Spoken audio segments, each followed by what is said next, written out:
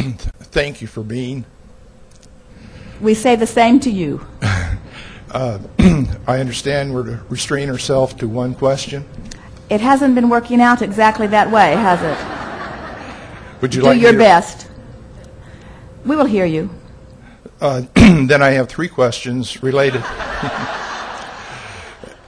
The fourth one's the one I want, but the first three relate to the 12-point synopsis variations. The first two you touched on yesterday, but I'd like more. I am regularly attracted to reassess the 12-point synopsis of Abraham's teachings. From my perspective, this 12-point synopsis summarizes a worldview and cosmology that are internally consistent and holistic. In contrast to this seeming simple synopsis, my 60-plus years of conventional theology, psychology, and medical studies seem very complex and tedious, and certainly not internally consistent from a philosophical perspective.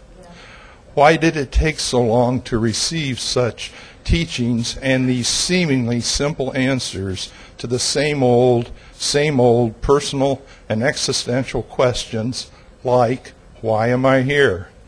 And how to speak to children?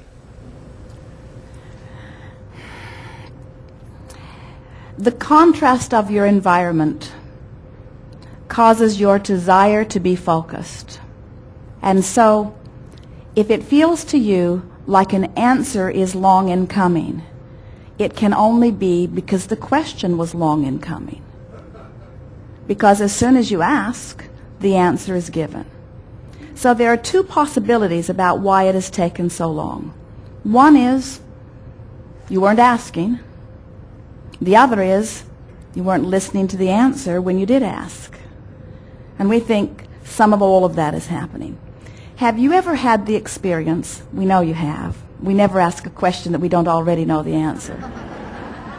Have you ever had an experience where someone asks you a question and you give them an answer and they proceed as if they neither asked nor heard the answer? And it isn't that they are deliberately being disrespectful. It isn't that they didn't want to hear what you had to say. It's that they were vibrationally so different from the answer you gave them that they could not hear it. So, Esther said to us early on, Abraham, why don't you guys get your story straight? Seems like there are a lot of people that are receiving from non-physical that are offering different things. Why aren't the answers the same? And we said, because the questions aren't the same. And Esther said, but often the words sound very similar. And we say, you're not asking with your words, you're asking with your experience and with your vibration. And so we have to say to you that life really is just getting better and better and better. And you are the most evolved beings who have ever been in a physical environment ever. And you are frankly asking better questions, and so you're getting better answers. Thank you.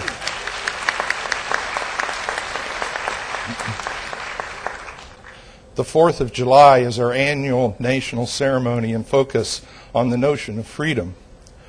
Our so-called national freedom was initiated with armed conflict and has escalated over the last 200 years, especially in our expansion of battlefields beyond our borders and the magnitude of the explosives that are now in use. The third principle of the Abraham synopsis is the basis of your life is freedom. The purpose of your life is joy. The fifth Abraham principle is anything that you can imagine is yours to be or do or have. Is cohabitating civilly on our planet with other persons who seem to have conflicting freedom agendas a justified desire and a viable belief? It is, absolutely.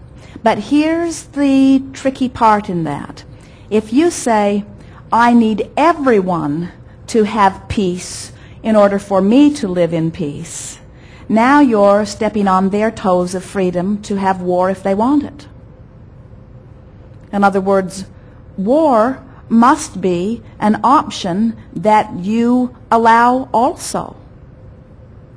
So, when I pay my taxes, most of it goes for war, and I'm not happy about that. Jerry had great frustration over that for many years, and then we announced to him boldly Maybe it goes one with day. the name. We said to Jerry, "You haven't even paid enough taxes to buy one smart bomb."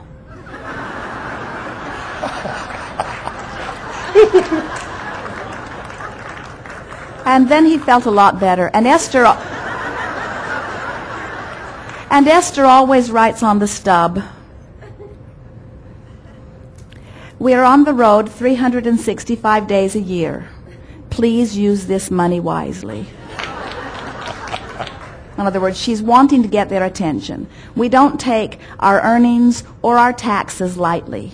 Please use it wisely. And then on her check stub, she writes national parks, bridges, libraries, all of the things that she is joyous at contributing to.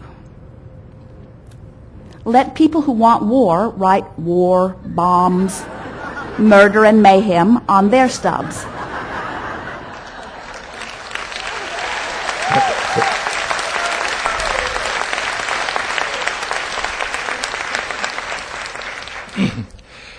The 11th principle of Abraham's synopsis is, you are a creator of thought ways on your unique path to joy.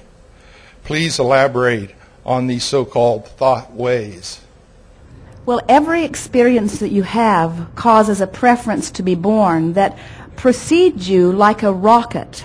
And law of attraction carries the rocket, and source energy and all of the non-physical family and friends then focus upon your rocket and envision it as you have launched it. And so all of that is preceding you. We said earlier today that over 99% of your creation is complete before you begin to see any physical evidence. And so that's what we're talking about. Vibrational thought waves are out there. That's why when we feel you and visit with you, we know what your future experience has in store because we know what you've been living, what you've been asking for, even if you have not put words to it.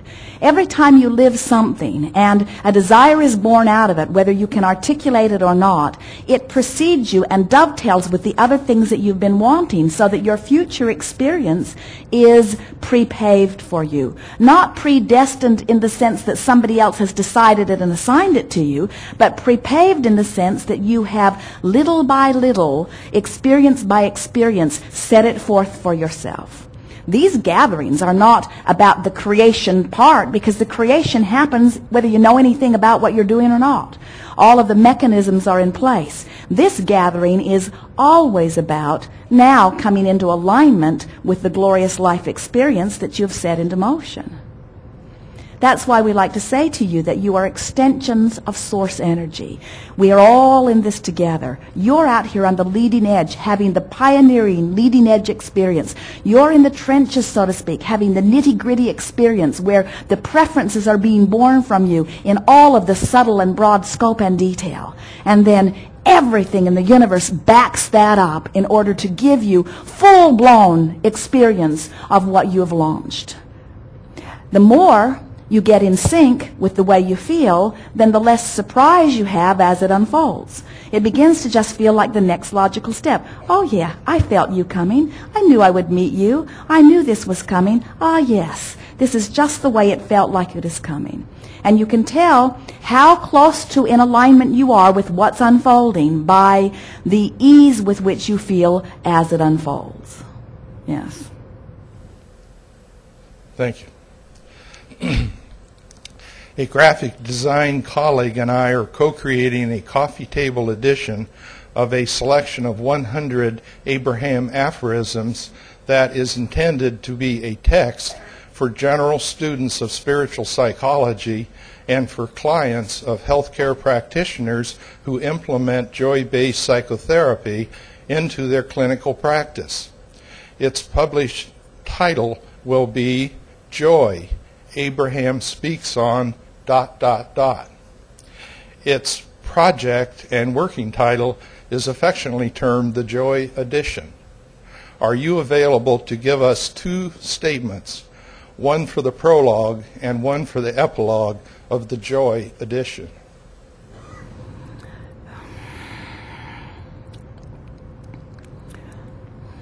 What is the amount of space or words? 31 lines. Combined? Yes. No, for each one, I'm sorry.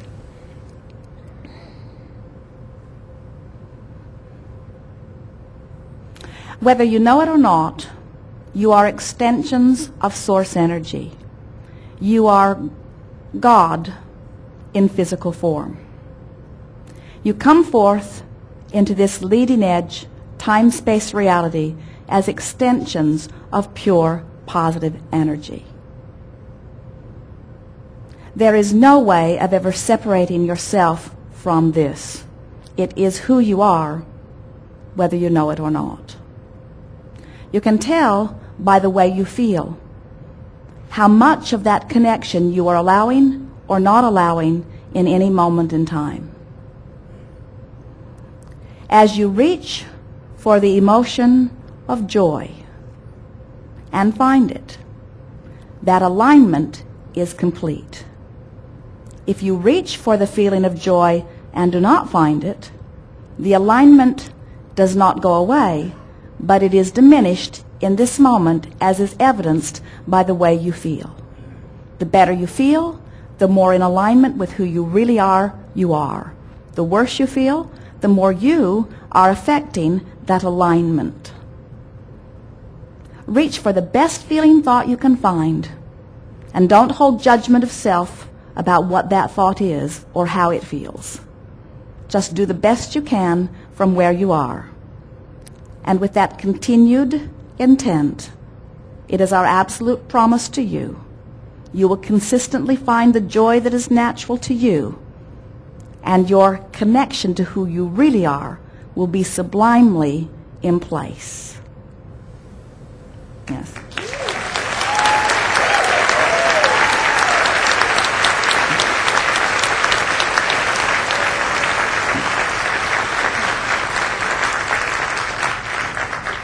Okay, thanks.